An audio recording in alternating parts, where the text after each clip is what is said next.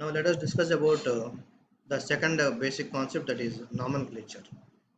నామీకరణంగా ఏమిటో చూద్దాం ఇప్పుడు.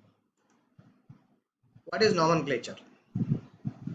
Providing a correct scientific name to an identified plant is called nomenclature. అంటే గుర్తించబడినటువంటి ఒక మొక్కకు శాస్త్ర నియమానుసారంగా పేరు పెట్టడాన్నే నామీకరణము అంటారు. ఒక మొక్కను గుర్తించిన తర్వాత ఆ మొక్కకు శాస్త్రీయ పరంగా నియమానుసారంగా పేరు పెట్టడాన్ని నామీకరణ అంటారు. ఈ నామీకరణ వల్ల ఉపయోగం ఏమిటి?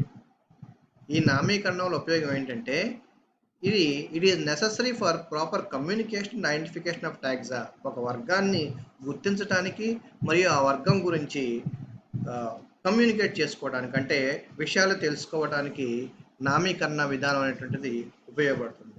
అంటే మన గురించి తెలుసుకోవాలంటే మనకి పేరు ఎంత ముఖ్యమో, మనకి పేరు ఉండటం అనేటువంటిది ఎంత ముఖ్యమో, అలాగే ఒక మొక్క గురించి తెలుసుకోవాలంటే ఆ మొక్కకి సంబంధించినటువంటి పేరు ఉండడం కూడా అంతే ముఖ్యము. అయితే ఈ నామీకరణ విధానం అనేటువంటిది ఐసిబిఎన్ వారు ప్రతిపాదించినటువంటి సూత్రాలను అనుసరించి మాత్రమే ఉంటుంది. So nomenclature of plants is governed by ICBN, international code of botanical nomenclature. అంటే అంతర్జాతీయ వృక్ష నామీకరణ నియమావళి ప్రకారం వాళ్ళు నిర్దేశించిన సూత్రాల ప్రకారం మొక్కలకు పేర్లు పెట్టడం జరుగుతుంది. సో వాళ్ళు నిర్దేశించిన సూత్రం ప్రకారం, వాళ్ళు నిర్దేశించిన నియమావళి ప్రకారం ద బేసిక్ రూల్ ఏంటి?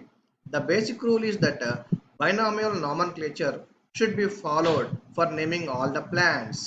అంటే ప్రపంచవ్యాప్తంగా మొక్కలకు పేర్లు పెట్టాలంటే ఖచ్చితంగా ద్వినామీకరణ విధానాన్ని అనుసరించాలి అని ఐసిబిఎన్ చెప్తుంది.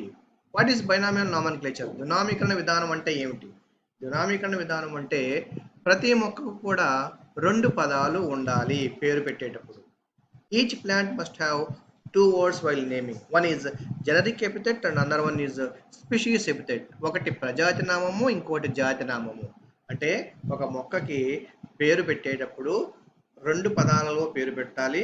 ఒకటి ప్రజాతి నామము, మరొకటి జాతి నామము. ఈ విధానాన్ని ప్రతి మొక్కకు, ప్రపంచవ్యాప్తంగా ఉన్న ప్రతి మొక్కకు ఖచ్చితంగా అనుసరించాలి. And the name should be unique. అది ప్రపంచవ్యాప్తంగా ఎక్కడికి వెళ్ళినా సరే ఆ మొక్కకు అదే పేరు ఉండాలి. Moreover the name should be in Latin. The botanical name of a plant should be in Latin. అంటే మొక్కకు లాటిన్ భాషలో నామీకరణ జరగాలి, ఆర్ ఇన్ లాటినైజ్డ్ ఇంగ్లీష్. అయితే లాటిన్ భాషలో లేదా లాటినీకరణం చేయబడినటువంటి ఆంగ్ల భాషలో మొక్కకు పేరు పెట్టడం అనేటువంటిది జరగాలి. ఇది తర్వాత ప్రతి మొక్కకు కూడా ఆ జాతిని మొదటగా గుర్తించినటువంటి ఆ శాస్త్రవేత్త పేరు క్లుప్తంగా రాయాల్సి ఉంటుంది. అలాగే మొక్కల పేర్లు ముద్రించేటప్పుడైతే ఇటాలిక్స్లో ముద్రించాలి, చేతితో రాసేటప్పుడైతే దాని కింద గీత గీయాలి. ఈ రకంగా ఒక మొక్కకు పేరు పెట్టాలి అంటే కొన్ని ఐసిబిఎన్ వారు ప్రతిపాదించినటువంటి నియమాలను పాటించాల్సి ఉంటుంది. దీని గురించినటువంటి పూర్తి వివరాలు మనం నామన్క్లేచర్, వృక్ష నామీకరణ తర్వాతి పాఠంలో మనం చెప్పుకుందాం. సో ఇది ఒక మౌలిక అంశం. తర్వాత మరొక మౌలిక అంశం ఏమిటంటే వర్గీకరణ, క్లాసిఫికేషన్. What is classification? వర్గీకరణ అంటే ఏమిటి? Classification is an arrangement of plants into a hierarchy of ranks or categories. అంటే ఒక నిర్దిష్టమైన క్రమాన్ని అనుసరించి నామీకరణ సూత్రాలకు అనుగుణంగా మొక్కల మధ్య గల సంబంధాలను దృష్టిలో ఉంచుకొని మొక్కల సముదాయానికి ఒక ఆమోదయోగ్యమైన స్థానాన్ని కల్పించడాన్నే వర్గీకరణ అంటారు. అంటే ఒక మొక్కని గుర్తించి ఆ మొక్కకి పేరు పెట్టి తర్వాత ఆ మొక్కకు ఒక ఆమోదయోగ్యమైనటువంటి స్థానాన్ని కల్పించడమే వర్గీకరణము. It becomes highly impossible to study the number of plant species individually. అంటే వర్గీకరణకు ఒక ప్రాముఖ్యత ఏంటి? వర్గీకరణ చేయాల్సినటువంటి అవసరం ఏమిటి? అవసరం ఏమిటంటే మనకి ప్రపంచవ్యాప్తంగా అనేకమైన మొక్కలు ఉన్నాయి. ఈ మొక్కలన్నిటి గురించి ప్రతి మొక్క గురించి అధ్యయనం చేయాలంటే చాలా కష్టమైన పని.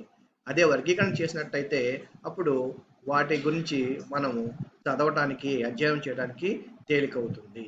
So thus it becomes necessary to study them in an organized manner by placing them into groups based on their similarities.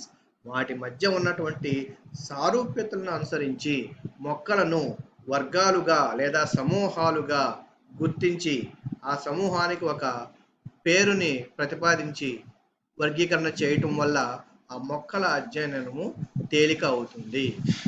ఇక్కడ మనం తెలుసుకోవాల్సిన విషయం ఏంటంటే ఈ మొక్కల వర్గాలు ఏవైతే ఉన్నాయో ఆ వర్గ స్థాయిలను ట్యాగ్జా అంటారు. ట్యాగ్జా తర్వాత these groups are called as taxa and are arranged in a sequential order into categories according to their rank. అంటే ఈ మొక్కల యొక్క వర్గాలను ట్యాగ్జా అంటారు. వాటిని కొన్ని కేటగిరీలుగా స్థాయిలుగా విభజిస్తారు అనమాట.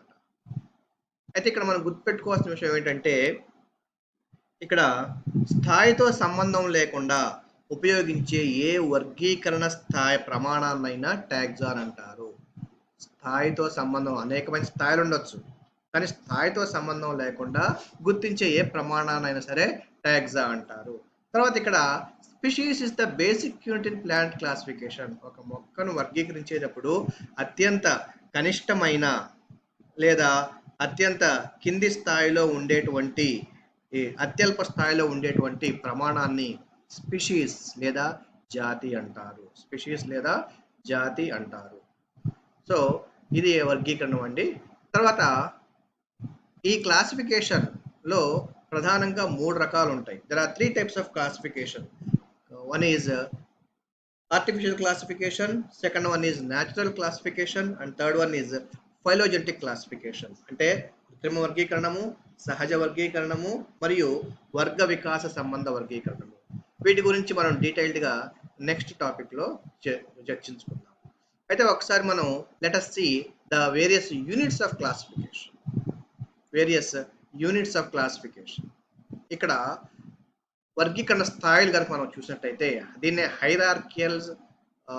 హైరార్కియల్ పొజిషన్ అంటాం దీన్ని.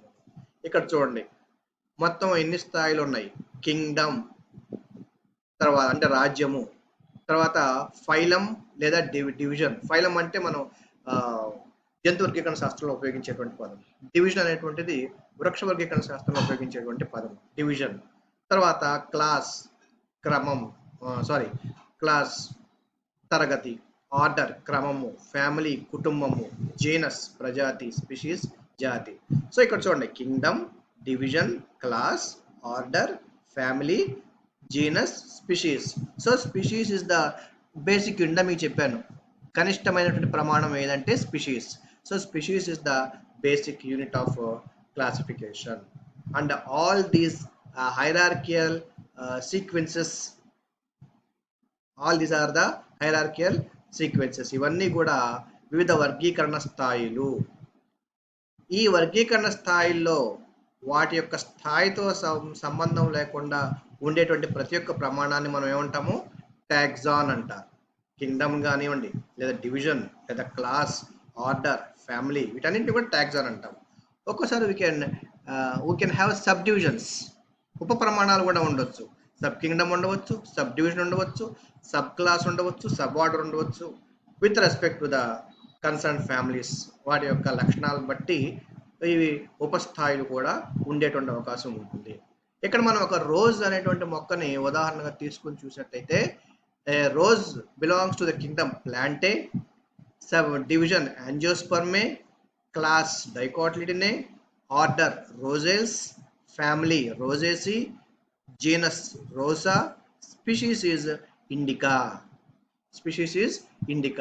Rosa indica. సో ఒక గులాబీ మొక్క యొక్క పూర్తి వర్గీకరణ ఇవి వర్గీకరణ స్థాయిలు.